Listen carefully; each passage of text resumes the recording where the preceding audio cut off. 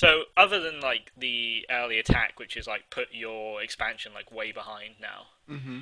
um, if this ever happens in a game, to recover, just get as many sentries out as quickly as possible, Mm-hmm. wall off, and then get your expansion down, and just put some cannons down. Like just play that extra little bit safe. Like put some cannons down, get sentries, and just try like to get a probe lead. Okay. That'll get you back into this game after a harass like that. Like just basically playing safe, walling up, because the Zerg will get panicky and the Zerg will attack into cannons, Right. and that's where you gain your advantage back. Cool. I like the +1. That's like really smart. Yeah, yeah. It's helpful. Yeah. And I'm putting the pylons at the edge of the base because he's fan of nidasing too. Ah, It's always good okay. to keep an eye on the base. Yeah, that's absolutely fine. I mean, that's a good habit to get into, to be honest. Like, Yeah. because you never know. Like, most Zergs Yeah. don't use Nidus, but that one time they do, and you don't put pylons, Yeah. you will regret it. Oh, Nidus is awesome. Yeah. Okay. So again, like good placing a cannon at the front, just being that little bit safe. Hmm. Um. So Yeah. here I'll just point out something that drives me crazy about my game is that Sure. my base is always just the ugliest thing ever. Like it just feels really splotchy, like modern art. And I would like to try to get my buildings a little bit more condensed. And again, that's really fine tuning. Like when I get to diamond, I can worry about that more. But it really frustrates me is that I can't. Um, I don't know. Can't find my buildings. Like, where did I put those gateways? Yeah, I fully Oh well. understand. Just get into the habit of kind of like you see where your gateways are now, like kind of middle Yeah. of your base. Just get into the habit of like lining up your pylons there, Right. and then just building the buildings in one like chunk. Yeah. Clustering them a little bit Yeah, more. yeah, exactly. I Yeah. mean, or you can just literally. I mean, have you ever played like a tower defense game? Oh yeah. Yeah. You could literally do that, like with your natural and stuff as well, Hmm. just to make the Zergs like just that little bit harder to kind of get at you. I mean, Mm. right now you should have walled off your natural Right. with gateways or whatever, Right. like because obviously if he's got like roachling and he attacks, you die. Right. You can't force field that. You can't block it out. So yeah. Yeah. Okay, so I mean your pro production's like pretty solid, but it was just that early attack that threw you off. Yeah. I mean, it's delayed everything like by so much. Yep. But other than that, I mean, you haven't got any map control, obviously, because he screwed you Right. up at the beginning. Right. Um, And I'm finally getting hallucination. mhm. At 13 minutes into the game, I'm like, okay, what the hell's he doing out there? I gotta find out. Yeah, okay, I agree with that. That's absolutely fine.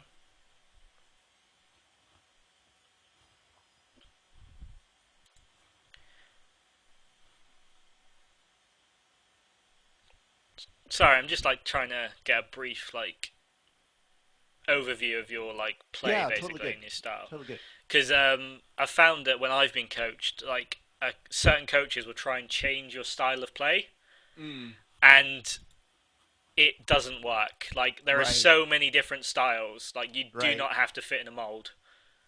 Awesome. So that's always good. So I can see you like to play like very defensive. Yes, I'm Yeah. pretty boring. Well, Boring but safe. That's what I try to aim yeah, for anyway. that's absolutely fine. I mean, if you can, if someone lets you get to free bases as a Protoss, and Right. just lets you do your thing as a Protoss, like usually if this kind of game has happened, but you know you secured that first attack without taking any losses, Hmm. you'd literally have free bases and be pretty much maxed out with Colossus right now. Yeah. I mean, that's what we're aiming for with you. Like, we want to get you on free bases and maxed out as quick as possible, and Right. then you can literally like a move across the map and go get yourself a drink while you win. Yeah. I'm really not kidding. Like, Yeah. Yeah.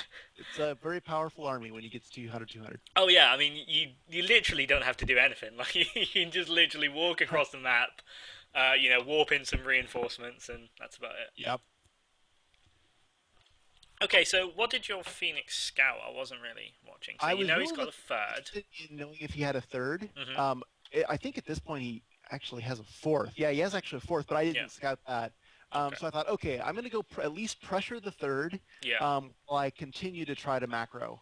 Hmm. And that, I don't have a pylon in place, so that's kind of too bad. Yeah. I had that going much earlier. Um, but that was my thinking, Hmm. that I'll at least pressure the third. But the way I end up doing it is I get overconfident. I was like, hey, I took out two bases. I'm going to go kill him. And of course, that was a disaster. Yeah. Oh, have you seen this game yet? I can't remember. No, I haven't looked. No, I'm watching Okay. it for the first Well, time. you'll see my bad decision making. Okay. Another thing I've noticed is you like to stay on gateway units. Yes, I'm a very bad time teching up. Yeah. I just I just make gateway units. It's kind of bad. Yeah. It's kind of At like least if I spend time teching, he might come and kill me. Is that your kind of thinking? it's taking the like having the sense of knowing which tech path to go. Hmm. Um, I don't know if you watch the Apollo videos where he goes in Yeah. and plays from bronze. I am trying to follow his outline. Uh huh. In choosing my tech path because that sort of removes some of the uncertainty. Hmm. Unless I see something that obviously negates it, then I will switch. But basically, I try to follow his path. In this game, of course, I kind of felt confused because I thought, oh well, I'm not sure where I am now. Like I'm sort of thrown off. Hmm. So my usual thing would be.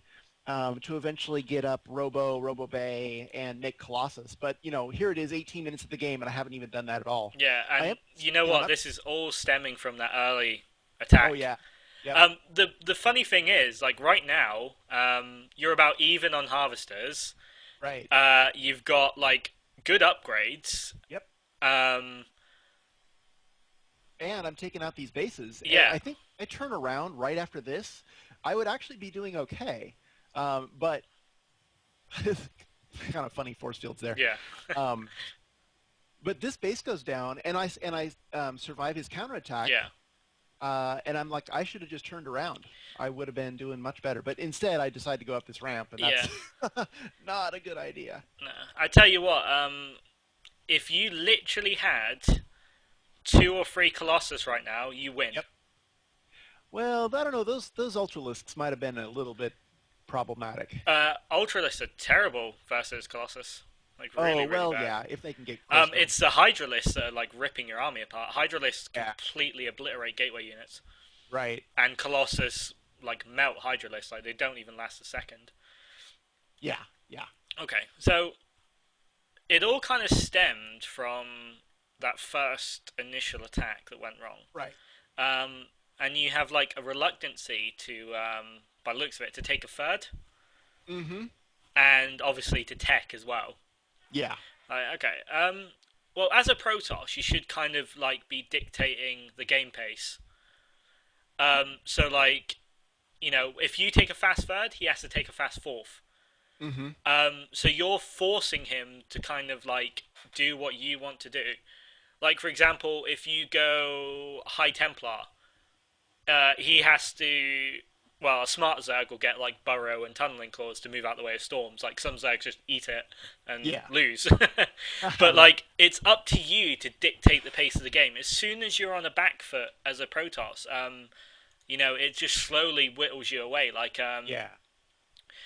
that's why like Mutalisks are so strong versus Protoss at the moment because they force them into High Templars, and then of course the Zerg just switches to a massive Roach army and just Yeah. rolls you while you're trying to deal with Mutalisks. I mean, Yeah. you need to be leading the game as a Protoss. I mean that can be defensively or aggressively. Like Mm-hmm. you could go into the game and go, right, I'm gonna get up to two bases.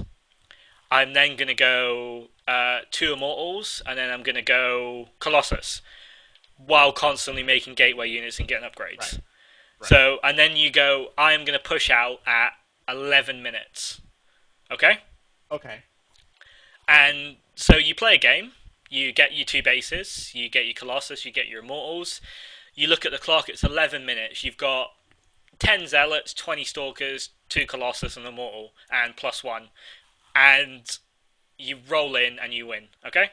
Yeah. That's pretty much what happens. Yeah. Yeah.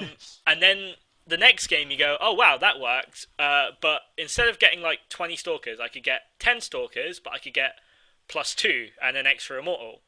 Does that work better?